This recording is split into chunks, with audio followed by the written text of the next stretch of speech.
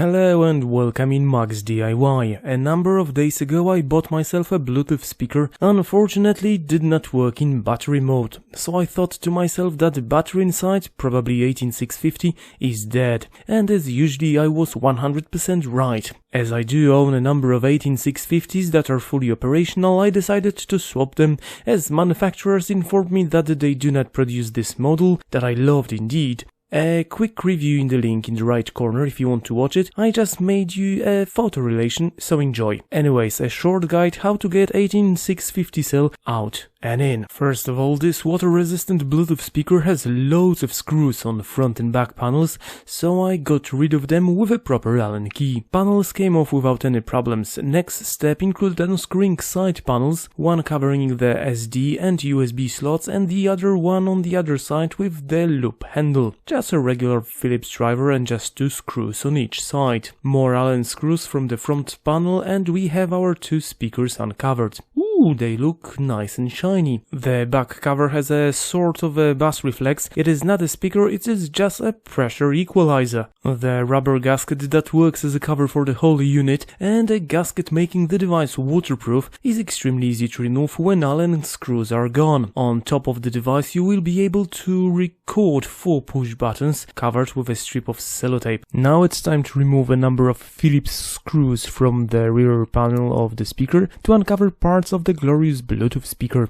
that do look impressive for a 9 quid device. They look really good.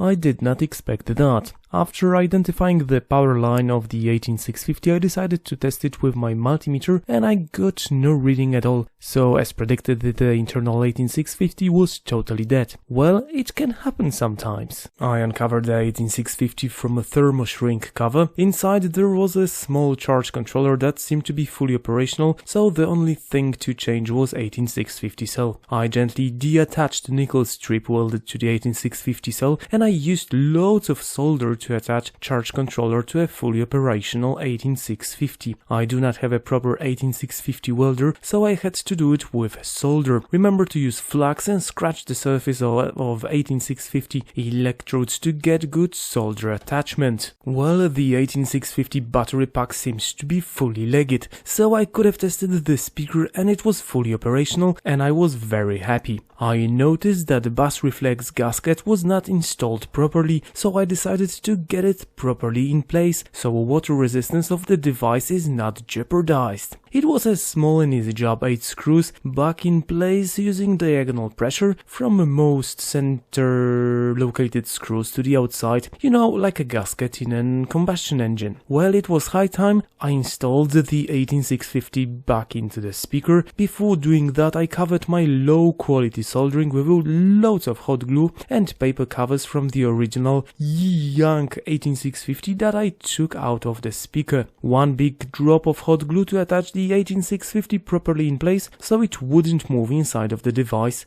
And done. Now just the back cover with 6 Phillips screws, rubber gasket all over the device and loads of Allen screws on the front and back panel, side panels, and the device is up and running again. I rescued this device as it was the last one ever made by this company, at this price for sure, and even though they wanted to send me a replacement, I decided to save this one that I honestly think is simply brilliant. I will ask the manufacturers to send me some other stuff instead, so I could review it for you on my Buy or Buy Not YouTube channel. That's it for today, see you next time.